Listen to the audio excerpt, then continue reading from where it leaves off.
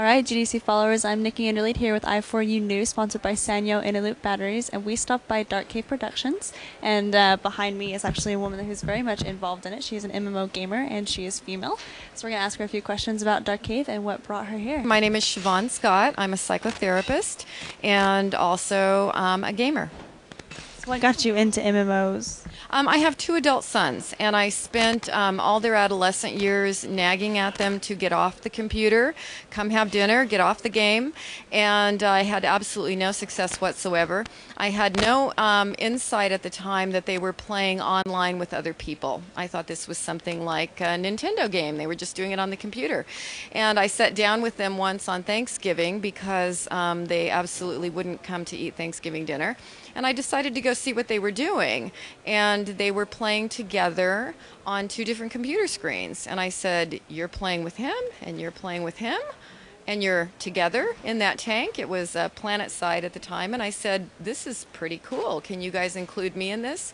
"Sure, Mom, we'll set you up." So the next thing you know, I have a gaming computer, and they're tutoring me, and they're thinking it's quite funny that Mom is now trying to drive the tank and drop the bombs. And so we started with that game, and then they do play rather compulsively. Sometimes that's been a problem. And we moved from that to City of Heroes, a variety of games. I ended up in Lineage 2, and that was in beta. I enjoyed Lineage 2 immensely. They weren't quite so taken with it.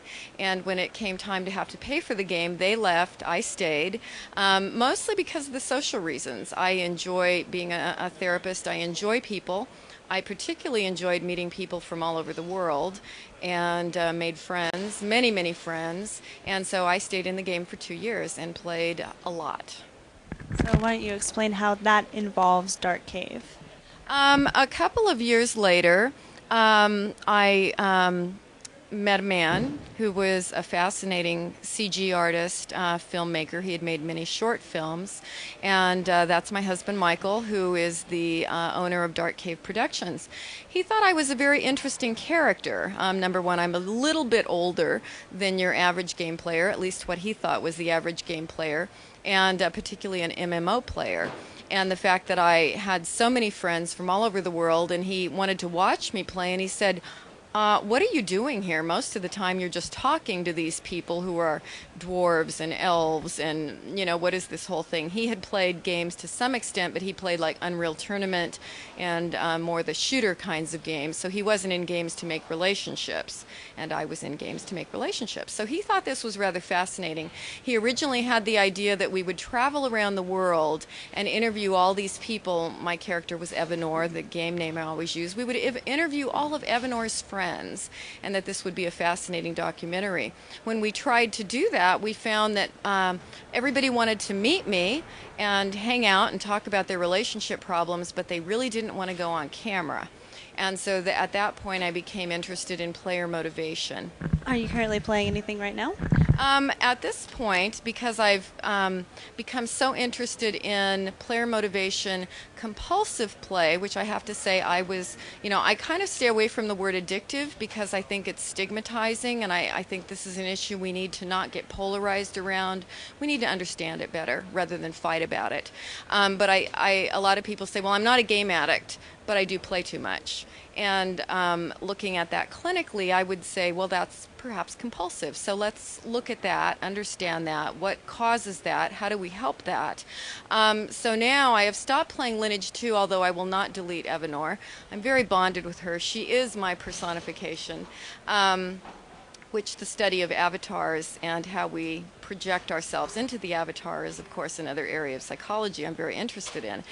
So Evanor exists. I log in and spend some time with her and talk to my friends every so often. My husband wants to bury her, and I'm saying, no, we're not going to do that. We have to keep her. But I play Guild Wars now because it's a less time-consuming game. We don't have the same kind of grind, and it's something I can play with my husband in a time-limited manner and enjoy. I still love the genre. I just I don't have 4 to 5 hours a day or 15 hours a day, as is often the case. And something that's pretty interesting to a lot of journalists out there is the idea of finding love in a game and then somehow making that a reality. Have you done any kinds of studies on that? You know, I'm not a university-based researcher, you know, and as a clinician, I know what I see, and I know what I witnessed in the game, and I know what I see in people that I work with in therapy. I see a lot of that. The interesting thing is, of course, sometimes people actually do meet, and we've interviewed several people who have met in game and then met in real life and either married or are now living together. Sometimes that works out well, sometimes it does not, because, of course, there's all kinds of other factors that are involved with that. The sad stories are the people that meet in game, fall in love, they're assuming one is a male, they're assuming the other one is a female, and it turns out to not be a female. And sometimes there's tremendous trauma around that. And we've interviewed some people here this week who have stories about that happening. So the fact that you don't really know, someone may be emailing you pictures of their sister, you know, so you don't always really know that this person that you had an in-game marriage with is actually another woman. One of the guys who works on our crew with us always plays in-game female characters, and he calls himself Hot Chick in real life.